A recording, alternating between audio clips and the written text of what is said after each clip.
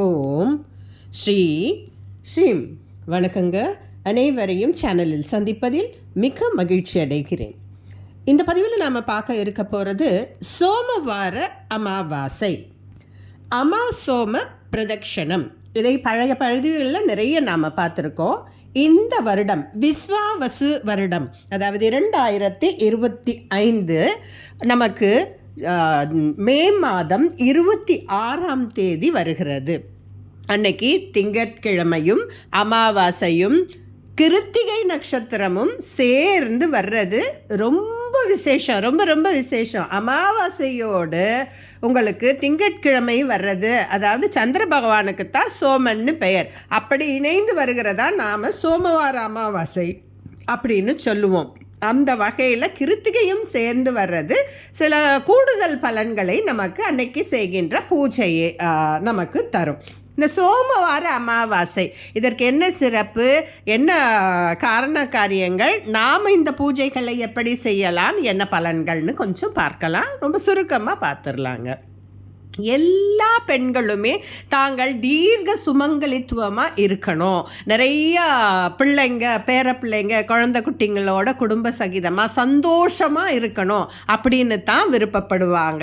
அப்படிப்பட்ட ஒரு நற்பலன்களை நாம் முழுமையாக அடைவதற்கு கருணை கடலான சிவபெருமான் நமக்கு மனம் கனிந்து தரக்கூடிய ஒரு அற்புத வாய்ப்பு தான் இந்த சோமவார அமாவாசை.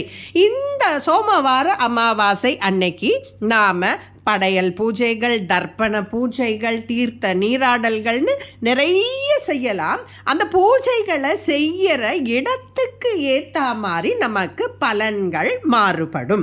நீர்நிலைகளுக்கு அருக, அதாவது பார்த்தீங்கன்னா குளம், ஆறு, கடல் சங்கமம், 3 கடல் சங்கம இடங்கள், இந்த மாதிரி நீர்நிலைகளுக்கு அருகே உள்ள ஒரு இடங்களில் நாம் தர்ப்பணாதி பூஜைகளோ, இந்த அரச மரத்து வலம் வர்றது தான் நாம் இந்த பிரதக்ஷணம்னு சொல்லுவோம். சோமவார பிரதக்ஷணம் அரச மரத்தை சுற்றுறது தான்.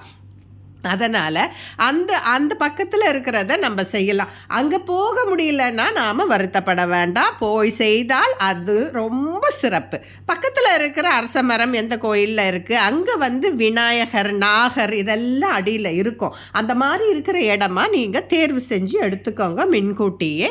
அப்போ நம்ம சோமவார அமாவாசை அன்னைக்கு இந்த பிரதக்ஷணத்தை செய்யலாம். ஒரு பிரதக்ஷணம் வர்ற ஒரு சின்ன விஷயத்தினாலேயே நாம் யாகம் செய்த பலன்கள் கிடைக்கும் அப்படின்னு நம்ம சாஸ்திரத்தில் குறிப்பிடப்பட்டிருக்கு. அப்படியா அப்படின்னா நிச்சயமான உண்மை. நமக்கு அன்னைக்கு 3 முறை வலம் வர்றது, 7 முறை, ஒவ்வொரு முறை நாம் வலம் வர்றதுக்குன்னு ஒரு சிறப்பான பலன்களையும் நமக்கு அன்னைக்கு குறிப்பிடப்பட்டிருக்கு. சரி, இந்த பூஜையை நாம் எப்படி செய்யலாம், என்னெல்லாம் செய்யலாம் பார்க்கலாங்க. நாம் அதிகாலையிலே நீராடி நீர் பூசி நம்முடைய குல வழக்கப்படி ஆடை தரித்து புடவை அணிகிறது சிறப்பு. பெண்களானால் பாவாடை தாவணி, ஆண்களானால் வேட்டி சட்டை, 2 துணியாக இருக்கணும், ஒத்த துணியாக இருக்கக்கூடாது அப்படின்னு நம்ம சாஸ்திரங்கள் சொல்கிறது. அந்த மற்ற டைம் நீங்கள் கம்ஃபர்ட்டுக்கு போடுங்க. அன்னைக்கு பூஜை செய்கிற நேரத்தில் இப்படி அணிகிறது சிறப்பு. அணிந்துட்டு நாம் வீட்டில் ஒரு விளக்கேற்றிட்டு வீட்டில் ஊதுவத்தி வச்சு நம்ம என்ன ஒரு கல்கண்டோ நைவேத்தியமோ வீட்டு பூஜையை முடிச்சுக்கிட்டு நாம் கோயிலுக்கு போயிடணும். நம்ம வீட்டில் செய்ய வேண்டிய தர்ப்பணங்களோ இல்லை படையல்களோ இருந்தால் அதையும் நாம் எப்போ செய்யணும், எப்படி செய்யணும்னு 2த்துக்கும் நம்ம ஒரு டைம் வச்சு பண்ணிக்கணும். நம்ம பக்கத்தில் கோயில் எப்போ திறந்துருக்கு அதுவும் நம்ம பார்க்கணும் இல்லையா? அப்போ நம்ம இந்த இடத்துக்கு போயிடணும். நம்ம அங்கே இருக்கிற நாகருக்கு நாம் மஞ்சள் தடவி குங்குமம் இட்டு, அந்த அரச மரத்துக்கும் மஞ்சள் குங்குமம் எல்லாம் இட்டு அங்கெல்லாம் அழகாக விளக்கேற்றி நாம் ஒரு சின்ன கல்கண்டோ இல்லை வெத்தலை, பாக்கு, பழம், தேங்காய் அதை மாதிரியெல்லாம் வச்சுட்டு நாம் இந்த அரச மரத்தை வலம் வர ஆரம்பிக்கணும். நமக்கு முடிந்த அளவுக்கு நாம் வலம் வந்துடலாம். அந்த வலம் முடித்தது பிறகு தாம்பூல தானம் சுமங்கலி பெண்களுக்கு குறைந்தபட்சம் ஒரு 3 பேருக்கு கொடுங்க. வெத்தலை பாக்கு, ஒரு பழம், பூவு, இல்லை ஒரு கல்கண்டு அது மாதிரி வச்சுக்கோங்க. நீங்கள் சுற்றும் போது ஒரு 108 ஏதாவது ஒரு எண்ணிக்கை கையில் வச்சுக்கோங்க. ஒரு கல்கண்டோ ஒரு சாக்லேட்டோ ஏதோ வச்சுட்டு ஒரு சுற்றுக்கு ஒன்று போட்டிங்கன்னா 108. அது ஏன் அப்படி 108 அப்படின்னு சொன்னால், நீங்கள் ஒவ்வொரு வலம் வர்றதுக்கு ஒரு பலன் அப்படின்னு பார்க்கையில் பார்த்தீங்க பார்த்தீங்கன்னா 3 முறை அரச மரத்தை நாம் வலம் வர்றது இஷ்ட சித்தி காரியம் நிறைவேறும். 5 முறை வலம் வருவதால் வெற்றி தரும். 9 முறை வலம் வருவதால் புத்திர பாகியம் கிடைக்கும். 11 முறை வலம் வருவது சகல பாக்கியங்கள் தரும். 108 முறை வலம் வந்தால் அஸ்வமேத யாகம் செய்த பலன்களை தரும். இந்த மாதிரி நாம் முறையாக வலம் வரணும். பொதுவாக அரச மரத்தில் பார்த்தீங்கன்னா மும்மூர்த்திகள், அதாவது சிவா, விஷ்ணு, பிரம்மன் எல்லாருமே குடிகொண்டு இருக்கிறதாக நமக்கு ஒரு ஐதீகம். நம்ம சாஸ்திரங்களும் அதைத்தான் சொல்கிறது.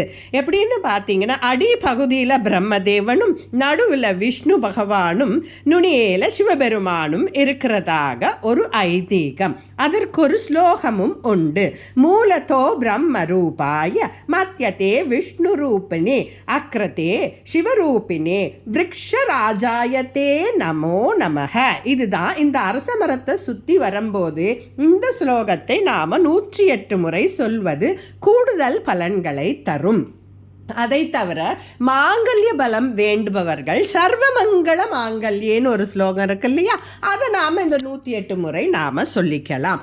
அதை தாண்டி திருமணத்திற்காக இருக்கிற ஆண்களோ பெண்களோ இதை மாதிரி வலம் வரும்போது இந்த மாதிரி ஸ்லோகங்களோ இல்லை சிவ சிவ ராம ராம கிருஷ்ண கிருஷ்ணான்னு சொல்லிக்கலாம், தப்பில்லை. அந்த வகையில் நமக்கு என்ன ஸ்லோகம் தெரியுதோ அதை சொல்லலாம், தவறே கிடையாது. குழந்தை பாக்கியம் வேண்டுபவர்கள் கொஞ்சம் அதிகாலையில் போய் இந்த பிரதட்சணம் செய்யணும். அதற்கு சயின்டிஃபிக்காக என்ன ரீசன் சொல்கிறாங்கன்னா, இந்த அரச மரத்திலேருந்து பார்த்தீங்கன்னா சில துகள்கள் வெளிவரும். அது உங்களுடைய ரீப்ரொடக்டிவ் சிஸ்டம், கர்ப்பப்பை கோளாறுகளோ இல்லை ஆண் மலட்டு தன்மைகளோ இருந்தால் அதை நிவர்த்தி செய்யும். நம்ம சுற்றும் போது மூச்சு வாங்கும், அப்போ இந்த காற்று உள்ளே போகிறது உடம்புக்கு நல்லதுன்னு இப்போ அறிவியல் பூர்வமாக நிரூபணம் செய்யப்பட்டிருக்கு. சரி, இந்த வகையில் நாம் இந்த அரச மரம் வலம் வர்றதுக்கு ஒரு புராண நிகழ்வுகள் உண்டு. எல்லாமே நம்ம நாட்டில் உண்மையாக நடந்து இருந்த ஒரு நிகழ்வுகளைத்தான் நம்ம கதையில் இதெல்லாம் உண்மையான நிகழ்வுகள்.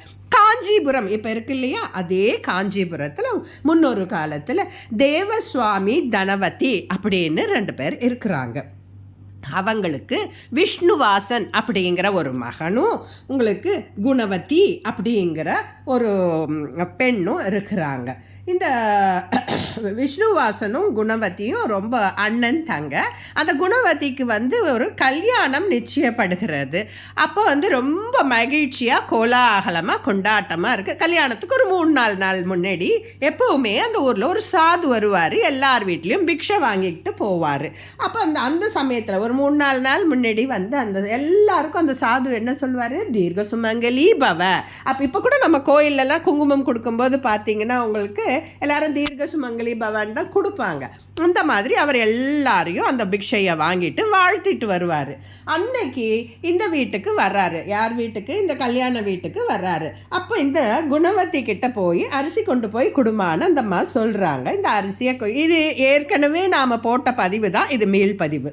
அந்த கொண்டு போய் அந்த குழந்தை அந்த பிக்ஷையை போட்ட உடனே அவர் என்ன வாழ்த்துறாருன்னு பார்த்தா தனவதி பவ அப்படின்னு சொல்லி வாழ்த்துறாரு. இதுக்கு பக்கத்துலேயே இருக்கிற அந்த அண்ணனும் அம்மாவும் கேட்டுடுறாங்க. திடீர்னு எழுந்து ஓடி வர்றாங்க. சுவாமி, என் குழந்தைக்கு சும்மாவே நீங்கள் எல்லாரையுமே தீர்க்க சுமங்கலி பவ அப்படி சொல்லி தானே நீங்கள் வாழ்த்துவீங்க. என் பொண்ணுக்கு இன்னும் 3 நாள் தானே இருக்குது கல்யாணம் ஆகிறதுக்கு. இப்போ ஏன் இந்த மாதிரி தனவதி பவன்னு சொல்கிறீங்க? தயவு செஞ்சு என்னன்னு சொல்லுங்க அப்படின்னு சொல்லும்போது அவர் கொஞ்சம் அமைதியாக இருந்து, இல்லைம்மா கல்யாணம்லாம் நல்லபடியாக நடக்கும், சப்தபதியெல்லாம் நடக்கும், மாப்பிள்ளைக்கு ஒரு சின்ன கண்டம் இருக்குன்னு உடனே ரொம்ப அவங்களுக்கு கலக்கமாகிடுது. அவருக்கு ரொம்ப காலில் விழுந்து கேட்டு என்ன பரிகாரம் செய்யணும்னு சொல்லுங்க அப்படின்னு சொல்லிட்டு கேட்கும்போது, நீங்கள் ஒன்றும் இல்லை, கொஞ்சம் தூரத்தில் சிம்மத்வீபம் அப்படின்னு ஒரு கிழக்கு கடற்கரையில் ஒரு தீவு இருக்குது. அங்கே போனீங்கன்னா சோமா அப்படின்னு ஒரு அம்மா இருக்கிறாங்க. அவங்க இந்த அரசமர பூஜைகளில் செஞ்சு ரொம்ப ஒரு தேஜோமயமான ரொம்ப மங்களகரமான அம்மாவாக இருக்காங்க. நீங்கள் இங்கெல்லாம் கல்யாணம் பண்ணாமல் அவங்க முன்னிலையில் நீங்கள் ஒரு கல்யாணத்தை பண்ணிங்கன்னா உங்கள் குழந்தைக்கு உண்டான தோஷமெல்லாம் போயிடும் போகிறோம் அப்படின்னு சொன்ன உடனே எல்லாரும் கிளம்பிட்டு அந்த ஊருக்கு பார்த்து கண்டுபிடிச்சி போயிடுறாங்க. அந்த தீவுக்கு போயிடுறாங்க, அந்த சிம்மத்வீபத்துக்கு. அங்கே போன உடனே பார்த்தாக்கா அந்த அம்மா அவங்க வீட்டில் இல்லை. பக்கத்தில் ஒரு பெருமாள் கோயிலில் ஒரு அரச மரத்தை சுற்றிக்கிட்டு இருக்காங்க. 3 பேரும் அங்கே போயிடுறாங்க. எல்லாரும் அவங்க அப்பா அம்மா அந்த பொண்ணு பையன் எல்லாம் போய் அப்படியே அவங்களுக்கு காலிலேயே விழுந்து இந்த மாதிரி நடந்ததுன்னு எல்லாம் சொல்கிறாங்க. சொல்லிட்டு நீங்கள் தான் எங்களுக்கு ஏதானும் வழி பண்ணணும்னு சொன்னதும் முதல்ல அந்த அம்மா தயங்குறாங்க. பின்னாடி சரின்னு சொல்லிட்டு அவங்க முன்னிலையிலே கல்யாணம் பண்ணி அவங்க ரொம்ப சீரும் சிறப்புமாக நல்லபடியாக வாழ்ந்ததாக ஒரு ஐதீகமும் உண்டு. நமக்கு அது ஒரு புராண நிகழ்வாக உண்டு. இந்த மாதிரி இந்த அரச மரத்தை வலம் வந்துட்டு நாம் தாம்பூல தானம் செஞ்சுட்டு உங்களால் முடிந்தால் ஒரு உணவு பொட்டலமோ என்னமோ அவங்களுக்கு யதாசக்தி அன்னைக்கு செஞ்சு, அன்னைக்கு நம்ம பெரியவங்களுக்கு படையல் பூஜைகள்லாம் செஞ்சு காக்காக்கெல்லாம் உணவு வச்சுட்டு நாம் பூஜை செய்தோம்னா நமக்கு அளப்பரிய பலன்கள் காத்திருப்பதாக நம்ம பெரியவங்க நம்ம சாஸ்திரத்தில் சொல்லியிருக்காங்க. இந்த அற்புதமான நாளை நாம் தவற விடாமல் எல்லாராலையும் என்னெல்லாம் முடியுது அந்தந்த பூஜைகளை அவங்கவங்க சக்திக்கேற்ற பக்தி செய்து நம்ம பரமனுடைய பரிபூர்ண ஆசீர்வாதம் அன்னைக்கு நமக்கு கட்டாயம் கிடைக்கும். இந்த பூஜைகளை எல்லாம் செய்கிறதுனால, இந்த அரச மரம் வலம் வர்றதுனால தீர்க்க சுமங்கலித்துவம் கிடைக்கும். முக்கியமாக குழந்தைகளுக்கு, பெண் குழந்தைகளுக்கும் நல்ல வரன் கிடைக்கும். ஆண்களாக இருந்தாலும் நல்ல வரன் கிடைக்கும். குழந்தை வேண்டுபவர்களுக்கு கட்டாயம் குழந்தை வரம் கிடைக்கும். இன்னும் நாம் என்ன வேண்டுறோமோ எல்லாம் கிடைக்கும். 108 முறை சுத்தினாக்கா அஸ்வமேத யாகம் செய்த பலன் கிடைக்கும். இந்த காலத்தில் நமக்கு அத்தனை மாதிரி எல்லாம் நம்மளால் செய்ய முடியுமா? அதனால் காற்றுள்ள போதே தூற்றிக்கொள். அதனால் இப்படி ஒரு அற்புதமான நாள், அமாவாசை, திங்கட்கிழமை, கிருத்திகை நட்சத்திரம், அற்புதமான சில யோகங்கள் கரணங்கள் நிறைய இருக்குது. பயன்படுத்திக்குங்க. மற்றொரு பதிவில் உங்களை சந்திக்கிறேன். நன்றி, வணக்கம்.